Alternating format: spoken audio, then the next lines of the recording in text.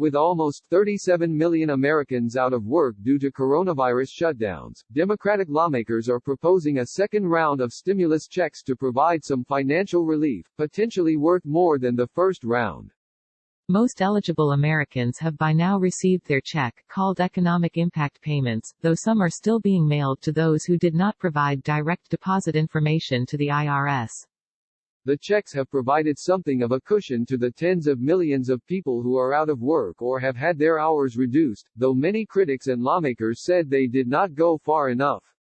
House Speaker Nancy Pelosi said a second round of direct payments is necessary for the survival of many Americans, and that they would help stimulate the economy. But those checks are not likely to hit bank accounts soon, if at all. Here's what you need to know. House Democrats have introduced the Health and Economic Recovery Omnibus Emergency Solutions Act, or HEROES Act, a new piece of coronavirus legislation, that, among other relief measures, includes a second round of stimulus payments of up to $1,200 per person. It will likely be voted on Friday. However, even if the bill is passed in the House, it is unlikely to make it through the Republican-controlled Senate, at least in its current form, NBC News reports. What Nancy Pelosi is proposing will never pass the Senate, Republican Senator John Barrasso of Wyoming said Tuesday. Under the legislation, individuals would receive another payment of up to $1,200 or $2,400 for married couples, and $1,200 per dependent, up to 3. The income eligibility thresholds would be the same as the first round of checks. Individuals earning up to $75,000 and couples earning up to $150,000 would receive $1,200. After that, the checks would completely phase out at $99,000 for individuals and $198,000 for couples.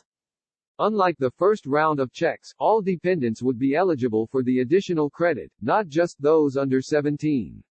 And that credit is worth much more, $1,200, compared to $500 for the first round. Each household could receive a maximum of 3 dependent credits. The first round of stimulus checks excluded adult dependents, including many in college. This legislation also does not require recipients have a Social Security number to be eligible, which means those who file taxes with a Taxpayer Identification Number (TIN) could receive a check this time around. Those without an SSN were excluded from the first round of checks. The HEROES Act would extend the unemployment measures from the first stimulus package, including extending the extra $600 weekly federal unemployment benefit through January 2021 instead of July 2020, and providing unemployment benefits to gig workers, independent contractors, part-time workers and the self-employed through March 2021, rather than the end of 2020. Additionally, the bill would establish a $200 billion HEROES Fund to provide hazard pay to some essential workers.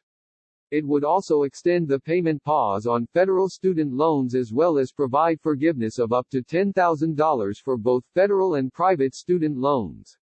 Don't miss. Check out, the best credit cards of 2020 could earn you over $1,000 in 5 years.